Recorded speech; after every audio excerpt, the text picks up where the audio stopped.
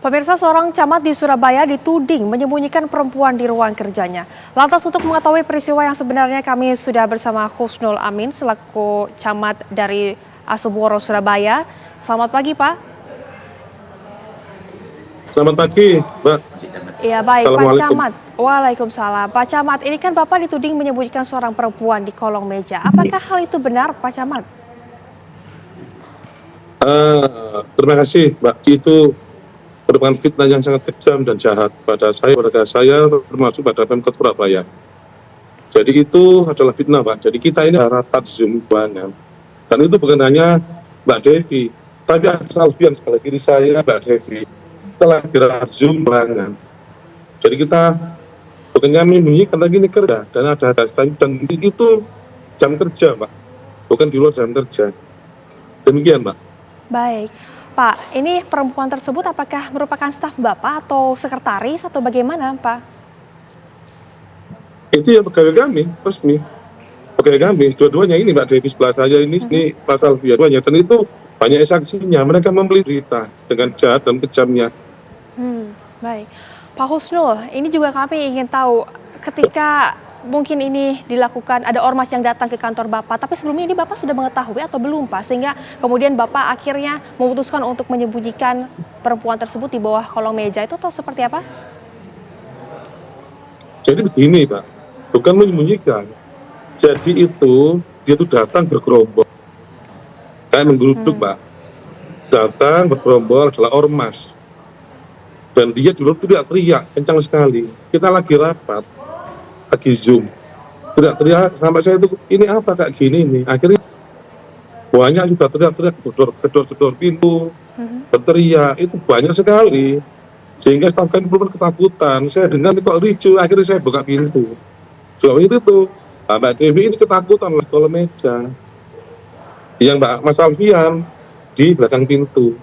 Dan itu diiringi dengan adanya dari aparat untuk mendampingi ricu. Kayak mau apa ya? Kayak mau terjadi yang diberitakan geruduk, warga menggeruduk, itu tidak pernah sama sekali. Demi Allah dan Rasulnya itu fitnah luar biasa. Baik, baik. Fitnah luar biasa. Baik, Pak Husnul dan Jadi juga tolong Mbak diralat, kalau menyembunyikan tidak menyembunyikan. Mbak Devi di bawah kolong meja, banyak yang tahu ya. Banyak yang tahu, ini ruang rapat kerja camat. Dan ini saat ini memang saat itu memang lagi rapat. Ada masalah di sebelah saya. Itu Mbak. Jadi tolong diluruskan, menyembunyikan itu tidak perlu sama sekali, tidak ada itu. baik. Dan setelah kejadian Mbak trauma. Oke, Iya, baik, Pak. baik, Lanjut. baik Pak Husnul. Pemirsa, ini kami juga akan mengajak Anda untuk melakukan konfirmasi ke pihak ormas yang mereka peristiwa tersebut. Sudah bersama kami Bapak Sahid, Ketua Dewan DPW BNPM Jawa Timur. Pak Sahid, sebenarnya apa yang terjadi saat ormas pimpinan Bapak menggeruduk ruang kerja camat tersebut, Pak? Baik, Mbak, bisa kami sampaikan. Pertama, saya sampaikan ucapan mohon maaf sebesar-besarnya kepada Bapak Camat Asembrowo dan juga ke Bapak Eri, Wali Kota Surabaya. Jadi saya sebagai Ketua DPW BNPM Jawa Timur, pertama saya sampaikan bahwa kegiatan tersebut, aksi tersebut tidak seizin dari DPW Jawa Timur. Selayaknya biasa setiap aksi dan kegiatan itu harus memberitahu ke DPW Jawa Timur dan pada saat itu tidak ada pemberitahuan. Yang pertama. Kedua, yang saya sayangkan bahwa seharusnya tidak dilakukan tindakan seperti itu. Karena ada mekanisme yang bisa dilakukan dengan cara-cara yang elegan. Ketika pelayan publik tidak bisa nemuin, bisa kita berkirim surat ke Pemkot atau ke Inspektorat. Begitu Mbak Rima. Baik, Pak Sahid, tapi apakah Anda mengetahui pelaku yang melakukan menggeruduk ruang camat tersebut, Pak? Gimana, Mbak? Ya, Pak Sahid, apakah mengenal pelaku yang melakukan penggerudukan ke ruang camat tersebut, Pak? Oh ya, kalau yang datang situ itu pertama itu memang anggota dari BNPM. Dari yang hadir itu saya mengenal, seluruh anggota itu saya mengenal Pak, termasuk yang Ketua DPD Surabaya, Muhammad Rasuli itu memang Ketua DPD, saya yang melantik, Ketua DPD Surabaya dan beserta anggotanya saya kenal, begitu Pak. Baik, Pak Sahid, tapi kan ini ada narasi yang kemudian muncul di publik kalau camat yang kemudian menyembunyikan perempuan di bawah kolong meja. Menanggapinya seperti apa, Pak Sahid? Ya, pertama itu sangat disayangkan Pak, karena itu tidak sesuai dengan fakta. Artinya berita-berita yang viral itu yang dianggap berbuat susila di ruangan itu tidak benar. Dan saya pastikan bahwa berita tersebut tidak benar, itu Pak Camat melakukan tindakan yang diviralkan atau dinarasikan di media termasuk di TikTok, IG, dan media lainnya Pak. Saya pastikan itu tidak benar. Baik, dipastikan tidak benar ya. Kemudian saya juga mungkin akan kembali lagi ini ke Pak Husnul. Pak Husnul, Anda kan sudah mendengar kemudian tanggapan dari pihak Ormas. Selanjutnya Pak, tahapan selanjutnya yang mungkin akan dilakukan seperti apa Pak? Jadi gini Pak, saya mau sebentar terang. Jadi awal terjadi keburukan itu karena kami telah menertibkan bahwa atas permintaan dari Ketua RT, Ketua RW, LPMK, dan tokoh masyarakat, dan perintah Pak Wali Kota, kota harus tertib dan bersih. Itu kita tertibkan, semuanya secara enak, warga juga lima, ada apakah kita tertib ini semua karena kita adakan pendataan sosialisasi sehingga yang terjadi bersih. Bangunan liar itu Pak di atas saluran dan sangat mengganggu dan lalu lintas, kenyamanan warga dan kumuh, mohon saya sampaikan. Sehingga LPM tokoh masyarakat datang ke saya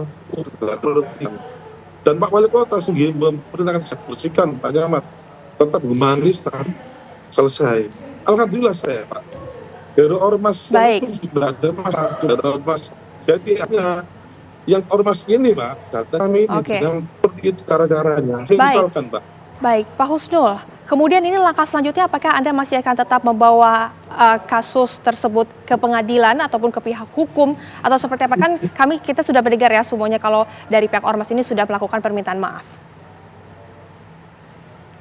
Ya, kalau maaf Mbak, secara pribadi selaku Muslim saya maafkan, tidak ada salah. Karena kita kabluminan nas, tidak ada masalah. Tapi untuk masalah hukum yang saya ke Polda Jawa Timur, kita teruskan atas petunjuk dan perintah juga pimpinan kami, dan juga saya merasa dirugikan Mbak, anak-anak saya, ibu saya, keluarga saya, termasuk Mbak Dewi ini masalah yang tertentu Mbak. Tertentu kan masuk berita kayak gitu ya, Masya Allah, ini Mbak. Kalau secara pribadi saya tidak ada masalah. Tapi asal ini harus kita sampai ke pengadilan. Baik. Saya berjanji.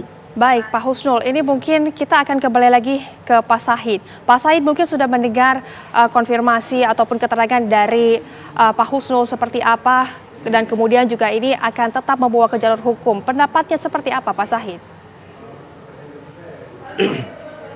Pertama, Pak, harapan saya itu bisa selesai secara kekeluargaan.